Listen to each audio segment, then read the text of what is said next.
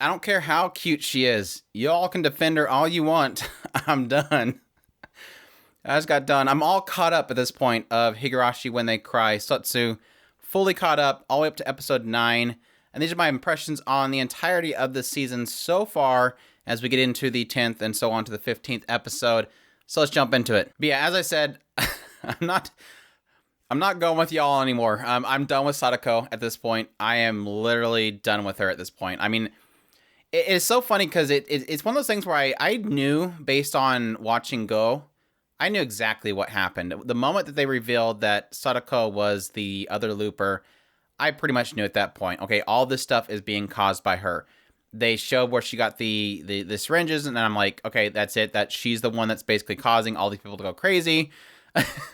And so it is kind of annoying, but it is, again, the symptom of Higurashi as a story is I feel a little bit like it almost feels like this season's almost a waste of time. Partly because I already know what's happening. So it's like, suddenly out of nowhere, Reina goes crazy. I knew that she got injected. Oh, so now let's watch Reina. She gets injected, and sure enough, we'll watch it play out.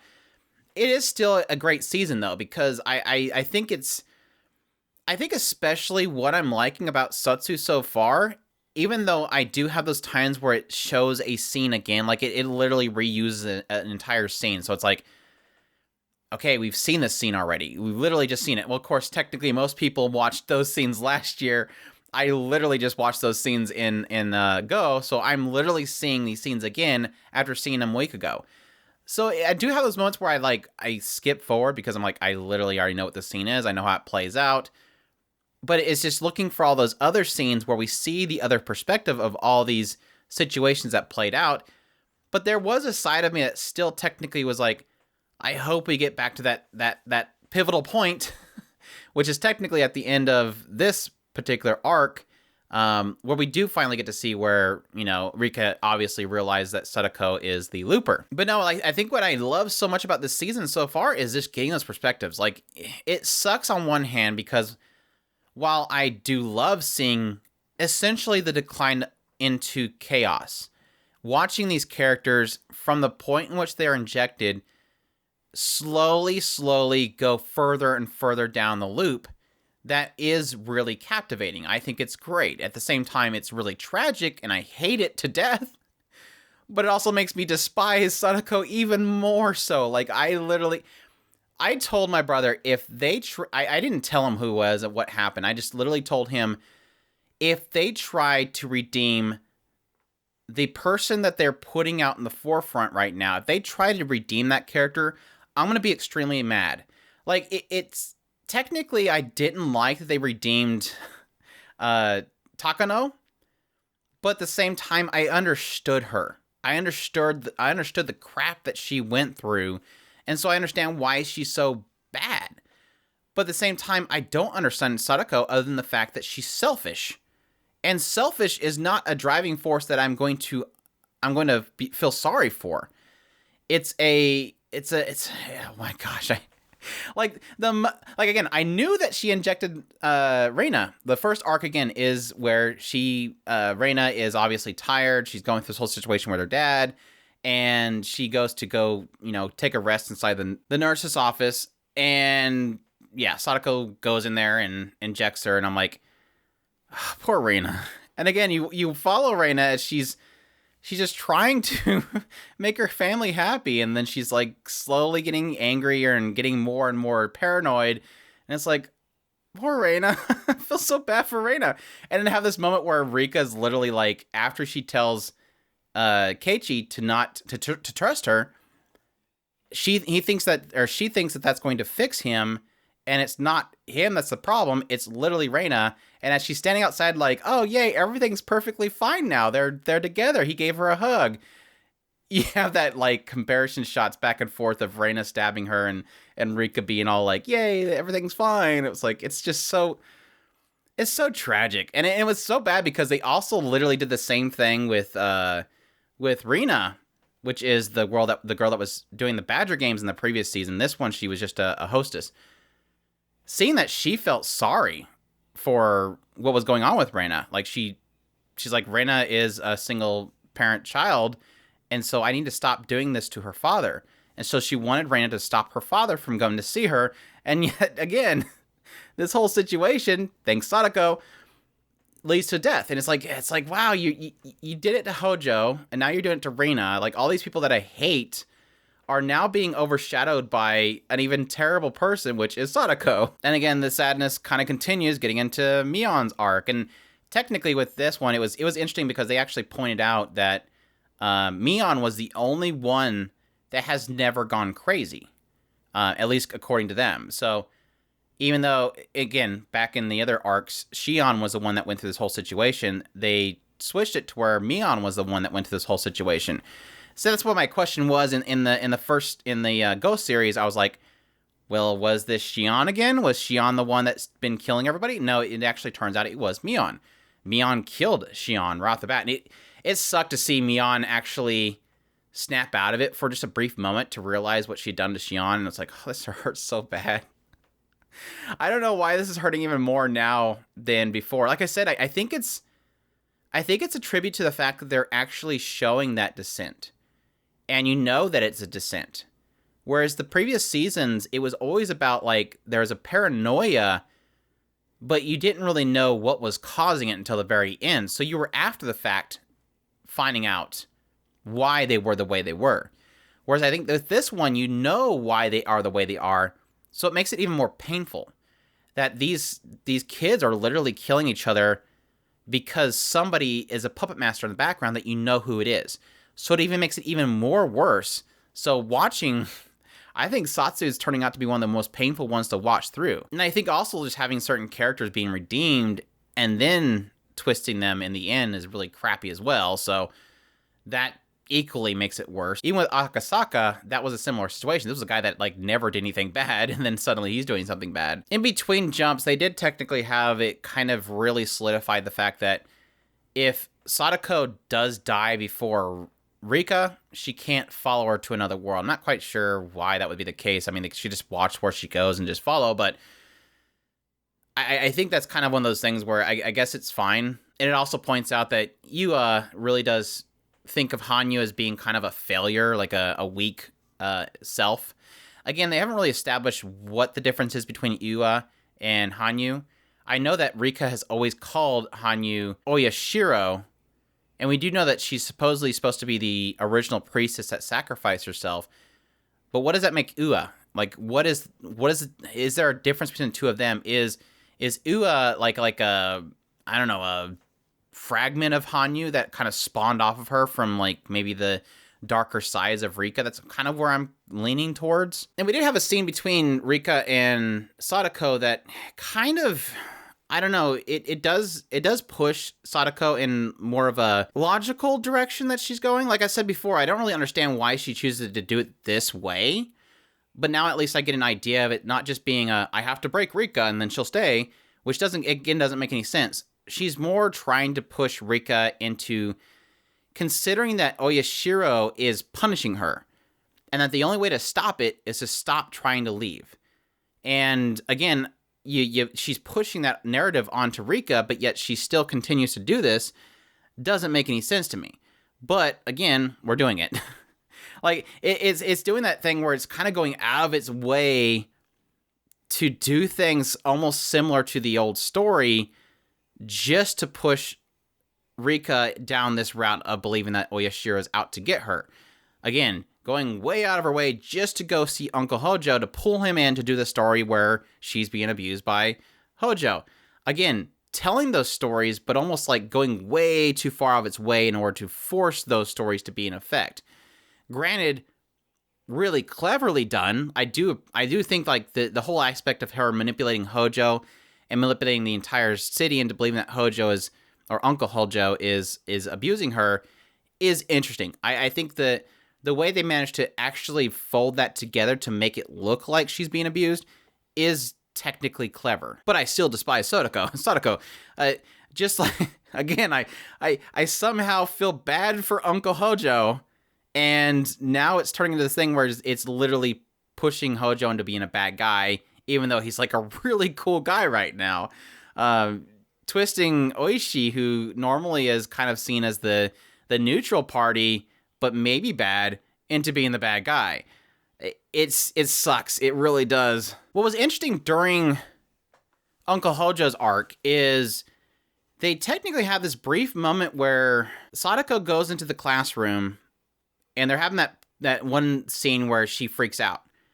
And it cuts to watching Iwa watching Sadako as she snaps. And it seemed weird because it showed a close-up of Sadako's face, which we've seen before, the moment she snaps. But from Iwa's perspective, she states that the human Sadako can only feel happiness when she's throwing herself into despair and being lavished by pity. She's always moving the pieces on the board in a blind pursuit for pleasure. She's no longer herself. She has become a witch. And like I said, it shows her eyes flashing red. So it almost implies this idea that she is... And this is where I think they're probably going to redeem Sadako. I think that they're trying to establish this thing where she's being pulled in the direction of being a witch. Now, I recall back to Higurashi When They Cry Rei, where we have this moment where Rika is shown a dream by Hanyu where she dies, she's put into a world where the dam happens, and she has to kill her mother in order to come back. And after this whole situation, Rika herself says that she needs to stop being the witch and move on to being a kid. And what I assumed that meant at the time was that she needs to stop relying on Hanyu's power and thinking of those around her as, well, they can die, I'll just reset it. And no longer connect to certain people. They point out the fact that she never bonded with her mother during those resets because she knew her mother was going to die anyways. So she never established any kind of relationship with her mother. She grew distant. And so, again, what it feels like they're doing is this idea that, again, and exactly what she's doing, Sadako is playing with all the pieces on the chessboard as if they're expendable, and all that matters is Rika. And she says at the end, she says, wow, you're literally a witch. And Sadako's like, no, I'm still myself because I still have Rika. I'm still seeking after Rika. So her point is that I'm not a witch, even though I'm expending all these lives for the sake of this one goal, because I have this goal. Which she doesn't realize that's what makes her the witch, is that she's treating these other lives as if they're expendable, all for the sake of her goal. She's becoming heartless. She's becoming a fiend in this story. And again, I think that's what they're probably going to do to try to redeem her, is this aspect that she gets so far into becoming the witch that eventually they have to pull her away, and then she cries and everybody hugs. And again, I'm so torn on this. Especially after this season, watching her grin as people are killing each other, I can't do it. Like, I don't follow it like I do Takano. I just see selfishness and just nastiness. And again, I can't see that being redeemed at this point. Like I said in the first season impressions, review and discussion, is the only way that I could see it working is if at some point they establish that Sadako is actually under the effects of the syndrome and it's just relapsed. And it's still a thing, and thus that's what's driving her crazy this whole time, and they have to cure it somehow to replenish her back to normal. I don't know. It's a struggle for me. It's a huge struggle for me. It was interesting also at the end of this Uncle Hojo arc to have pretty much Uncle Hojo actually pleased to Oishi to help them because he realizes that, this entire village is against us. Maybe Oishi can help. And it was cool to see Oishi come in, but then again, Sadako injects him. We knew that was going to happen because we know that Oishi goes crazy and kills everybody at the festival. But it was curious to see. I was trying to figure out, I'm like, why is Oishi kicking over this statue and urinating on stuff? I'm like, that was what they said that Uncle Hojo did. Oh, no, okay, I get it. Oishi, in going into the progression of the disease, is trying to find the one that is the one that's behind the original death of this worker that he knows from the past. That drives him so much that even though he just said that he's going to help them, he's literally driving the curse to go after Hojo so that he can catch them. It's like, okay, makes sense. I'm following you. Yeah, I forgot to mention the only thing that the injection thing, the only thing that didn't really make any sense to me, Oishi made sense. She drugged him, he went unconscious, injected it. kind of see Rena. She was exhausted. She fell asleep. She injected her. I'm not sure if somebody can sleep through an injection, but the only one that didn't make any sense was Mion. Like, literally, she injected it into her when they went to get a drink from the vending machine. Like, what did she do? Stab it in her butt and she didn't realize it? Like, does he know about a spot in Mion that's, like, super numb that she can inject? That one didn't make any sense. I think they flubbed up that one. The only thing I could think of is that she injected into her drink when Mion wasn't looking, but Mion was the one that got the drinks. So I don't know. That injection didn't make any sense to me. I guess we'll just ignore that happened. She somehow injected her. So yeah, my theories right now, like I said, I think that Iwa is probably a fragment created from Rika and Hanyu's adventures into trying to find the perfect world. So thus something they created. I am curious what they'll end. I kind of wonder if Iwa will end up being Hanyu's daughter. I hope not. I hope not. But it's got to be something to do with Hanyu. Her relation has to have something to do with Hanyu. They obviously look the same, but I wonder if it's something from back in Hanyu's days of being alive that's going to be related to her. I think for Sadako, like I said, I really hope that they've tread very carefully on how they redeem her. I'm trusting of the writer to pull it off. I really don't know if it'll pull it off, but I've trusted them this far. I hope that they managed to pull off a really cool redemption for Sadako. The only thing I can think of is either, like I said, saying it's some kind of relapse of the disease, of the syndrome, having it be a thing where she just got overwhelmed by the sense of the witch, and thus it was not her, it was not herself. And this is what I would want. This is my hope. My hope is that the moment that they realize that, yes, this is Sadako is the looper, that Rika kills her with the knife. And why I say that is because that will end that memory of Sadako. This developing memory of Sadako into madness and darkness. Because I think if she does that, then she can then reset, go to a new period with a new Sadako. And then that Sadako will not have the memories of all the terrible things she did. That would be the only way that I can see them doing that without me probably throwing something. That would be the only way that I can accept a Sadako to be in existence and not be angry. Like I said, this whole power of friendship, everybody hugged together thing is just, at this point, she has gone so far down a very nasty rabbit hole. I don't know necessarily that they can redeem that. And maybe it is a thing where, Rika goes, okay, reset Sadako, and then I won't go to the school or something, which I think is terrible. Like I said, it's this idea that this is why Rika wants to leave. And that's why I would hope that when Sadako looked into her memory, she realized that. But she obviously is not. Like, this is why Rika wants to leave so badly. Why not let her leave? But again, that's that selfishness that is literally her driving character force. The other cool way of ending the story, at some point, Iwa not only retells to Sadako, hey, just so you know, let's make sure this is clear, if you die before Rika, you won't be able to follow her into the next world. And she says specifically, not just that, she says specifically, you will go to a world where Rika has never existed. I can see that being a really cool bad end, just to have this moment where they fool Sadako into thinking that Rika is dead. She ends her life, and then she ends up somewhere else without Rika. And then it's like a whole thing of her like crying in loneliness while the camera pans away.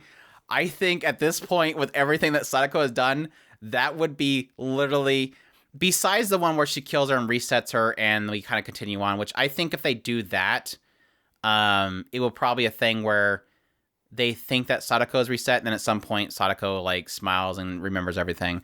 But I think either having her completely reset with the knife, or having her go to another world without Rika, I think that would be bittersweet. That would be super bittersweet, but I'd have a huge grin on my face. But we'll see. We have 6 episodes to go. It's a 15-episode series, so I hope it's all this season. I think it is, so that would be great. I'm looking forward to it. We'll see how it goes. Hope you guys enjoyed my impressions and my thoughts on the first 9 episodes of Higurashi When They Cry Sotsu. Looking forward to more. Hopefully we'll be able to get some videos here weekly, doing my impressions on each episode, and that I'm fully caught up. Hope you guys enjoyed. As always, if you guys like this video, hit a like down below. Comment, let me know what you thought of the series so far. Subscribe if you haven't already. Share this video if you can, and support us on Patreon if you can, and y'all take care.